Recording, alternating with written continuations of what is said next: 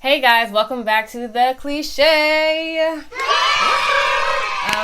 We are back at it again, and we're gonna hop right into this episode with you guys because I know you guys are bored and you've missed us and you need something to watch. So I'm your host Kyler. I'm Gia. So this week we are, I feel bad. There's no sports. There's nothing going on right now. I feel like people are still trying to just make things up as they go, which is, people are trying to get creative out here. But we actually have a good girl on our line who we're going to call up, our girl Shea from over at Overtime. And yes, Overtime is like life right now. It's the only footage that's keeping my life consumed right now. So Overtime is amazing. Let's call her up and see what she's doing. Let's talk. We're gonna talk a little bit about sports. So the girls, you can leave. No, stay. No, we're talking about sports this episode. So thanks. Yeah. Okay, so let's call our girl Shea up. Let's call her up.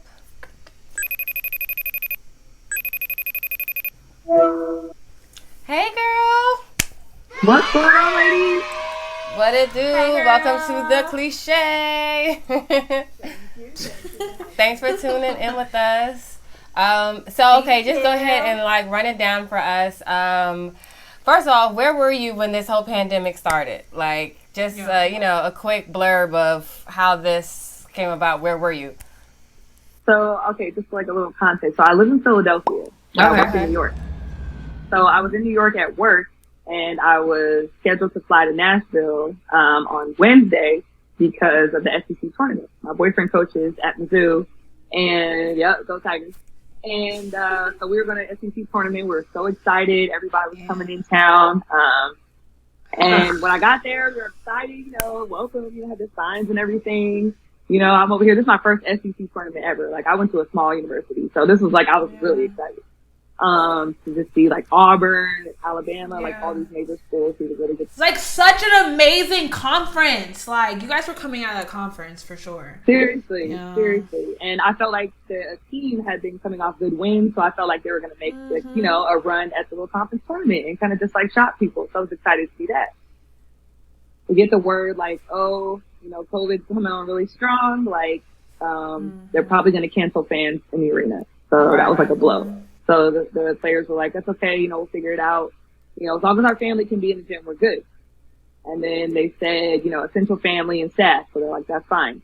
The next thing you know, they said the whole entire thing was shut down. And the city was so dry. Nashville is usually packed if you walk up and down that strip. Mm-hmm. I mean, it was so dry. It was so sad. It was like someone took all their dogs. It's what would you rather sacrifice, Super Bowl or the basketball tournaments, or it's just I kind of wish it happened when it was cold outside, so then it was maybe we could at least be inside and be cold. It should have hit January. Everyone's in the house anyway. What are we doing? But then it's maybe if it happened while it was cold outside, we would have been even more depressed because of the weather being sucky. Yeah, so that's true. Yeah. Maybe the weather also, it being nice outside, is kind of helping us. Yeah, and we were all waiting for summer, so it was slowly creeping up. Spring was creeping up. So we're feeling good, getting out of that winter mode, and just excited for all the basketball we were about to see. And then it's just that bombshell. So speak a little bit about some of the seniors who are entering the draft. Everything is on hold. Because there's no draft, there's no in the season. What are the seniors going to do? They don't really, you know what I mean? They're in a weird place right now. Right. That was their opportunity to showcase their abilities and to really put on if they haven't maybe had the season they wanted, or maybe they had a really good season. That was the way to put a cap on it and stamp on it and just say I'm that dude. So, and same thing with the ladies, with the WBA draft coming up, it's going to be virtual. That was just so freaking, I felt so bad. They were just so distraught. It's they took their soul from them, and obviously you can do nothing about COVID. It's a virus. Yeah, it's very, obviously detrimental to a lot of people. I'm hearing so many people losing lives and stuff. So when you think about it in hindsight, you're basketball or life, but some of us, basketball is our life. So it's just really hard to, really understand and then to help athletes deal with that. And that's what Overtime really tries to do too. We've been trying to make sure the athletes, you know, get their just due, and we try to just make sure we post them on our channel and continue to talk to them, text them, DM them, be open for conversation and just support them, because we understand that it's terrible, but also we can make more impact, to be honest, in this time by just lending our ear and checking on people and checking on our families. So we just try to focus the athletes towards doing something during this time. So with Overtime, with you guys over there, since clearly sports has come to a halt, is it kind of hard now to kind of continue going? Are you guys thinking of like pausing, or do you think you're just trying to help convey a different message because there's like a kind of a halt with sports? No, I think we're digital, right? So we make our own content anyway. So we're just continue to crank out the shows we have. We have a show called Paint Wars that's out on YouTube right now. It's pretty dope. It's like sneaker customizers going at it. It's super cool. And we have this really cool kid named Bunchy. He's like he was in the Super Bowl commercial. You know, the kid that ran with the football. You know, we have him. He has a really good show. We have Deion Sanders and his son, Primetime 2.0, which is dope. We got a bunch of content that's super cool, and it's like we pump it out a lot, so maybe everybody doesn't get to see it. So this is the time where our views have actually really gone up because people are going back and really watching and taking the time. So it's been fun to see that living and being digital is where it's at. That is picking up. I feel like it's now shining light on us digital creators. Okay, this is our time. So even if you guys are watching, Speaking on Overtime, to me, Overtime is like, because I started watching Overtime when you guys would like post all like the major high school, like the high school super like cool plays like of like the high school students. But like to me, Overtime is like the new age like and one. I don't know. Like I love what you guys are doing. So that's just my fangirl segment. My CEO, they like to say, you know, well, what they do say that, like, you know, we're like the ESPN for Generation Z. So, kids in Generation Z consume content differently, right? Everything digital, they go everything on their phone. No one really watches cable anymore.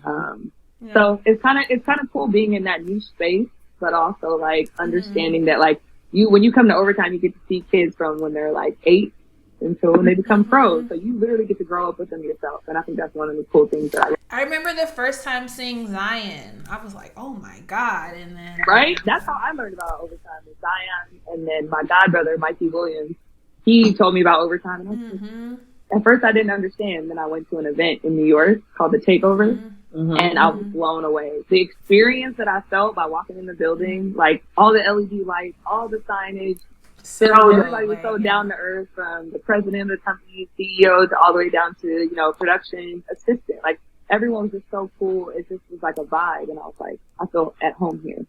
That's great. And then once I felt that vibe, I was like, how do I get that again? And I was working in the NBA at the time for the 76ers, and I said, I belong back in the grassroots, and that's when I like made my transition to go back.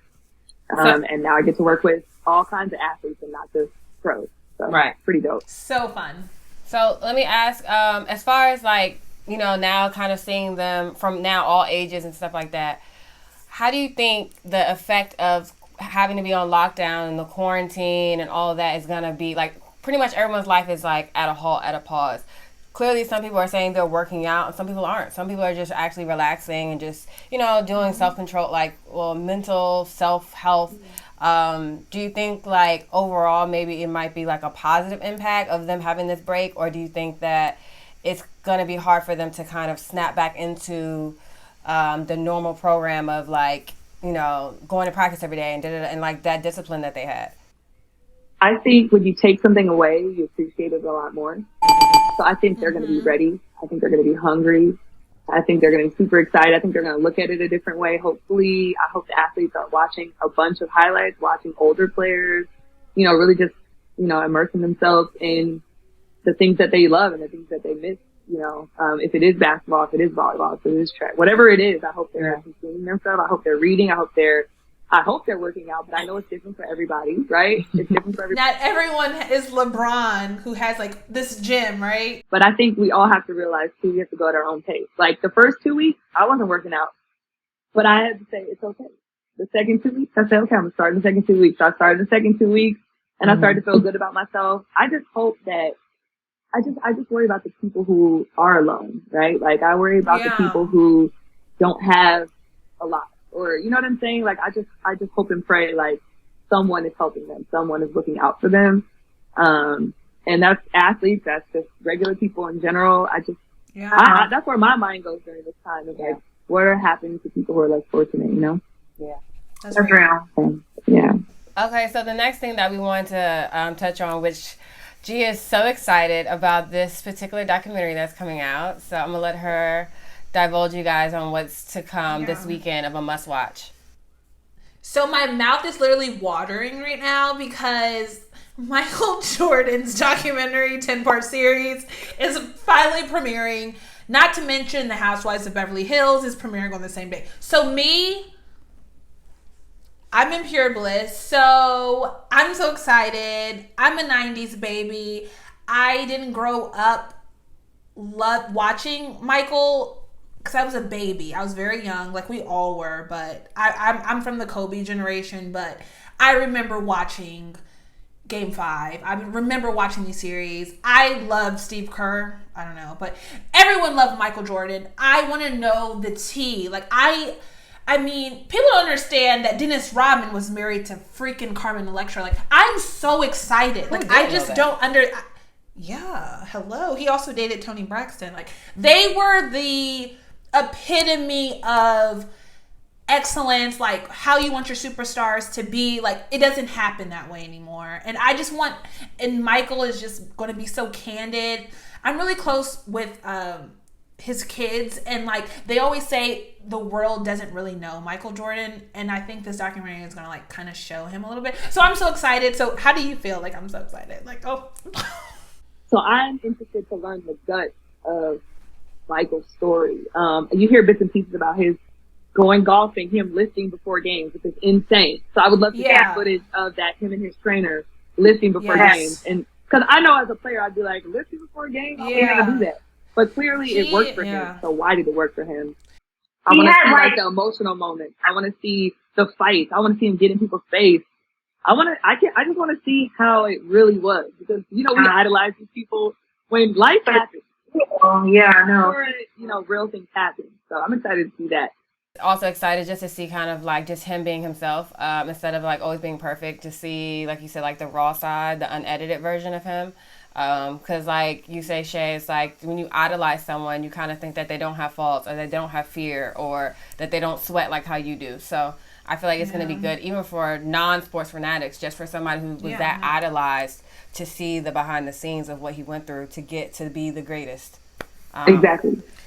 So while you've been in quarantine and lockdown, Shea, what has been a guilty pleasure of yours that you have been enjoying while in lockdown? It could be anything. It could be like, you know, a horrible TV show, or indulging in food, or go ahead. Binging on Netflix without any repercussions, without being like, oh my God, I have to go to bed because I gotta go to work. Yeah. So just watching show after show, getting recommendations. I just finished Ozark. Now, some people can't get into it, some people can. I've been into it, and I thought it was super good. Season 3, I was like, what am I gonna do? Like, season 4, I need to become now. So I just been watching a bunch of like watch the Tiger King. That was a good one. That was hilarious. That was good. And then I did the TikTok to it afterwards. Carol Baskin. Whack him. Oh my gosh. I have to go back and look at that. You have to. Wait, so you did a TikTok to it? Yes. Oh, okay, I'm definitely inserting it. Killed her husband, whacked him. So she's been on TikTok heavy. Yeah, I'm like a TikToker. My tigers, they snacking. 10 years old. She got me on TikTok years ago. Like, years ago. And so we have been doing that together. So you ain't new to this, you true to this. Man, I'm definitely true to this. So when I see people now, I'm like, they killing it. No, but it's good. It's good. It's actually, you can grow pretty fast on TikTok. Like, I'm not an influencer, but I have like 25,000 followers on there, and I'm like, y'all go ahead, follow Shea. I'm gonna put her TikTok name right here for y'all. Overtime Shea. But it's kind of funny. It keeps you young. You can act. You can do like things from like Friday and like all kind of stuff that you love. So you can be so young. That's why I like it. Have you seen The Scheme? The new HBO? You saw it? Is your mouth? watering? So it's on HBO. So good. It's not that old. It's like a week old, but it's so good. But that whole recruiting process. It's about like college sports and staying athletes. This guy Christian is he's an MFer. Oh my God, he's like different. His mind is different. Yeah, he said he read some book, and I've been trying to find that book because I don't want to watch the whole thing over again. But I'm like, I need to read that book. I'll let you know what it is because I'm gonna watch it again. Yeah, he's just in conclusion with that, he was actually going to jail. He was in trial to go to jail for like a whole bunch of years, and his parents were crying, and he goes, "It's okay. I got a meeting with Atlantic Records tonight. It's nothing." He's different. He's mentally like. He's different. He's different. Oh, I gotta watch this. It's really good. I gotta watch this. No, it's so good.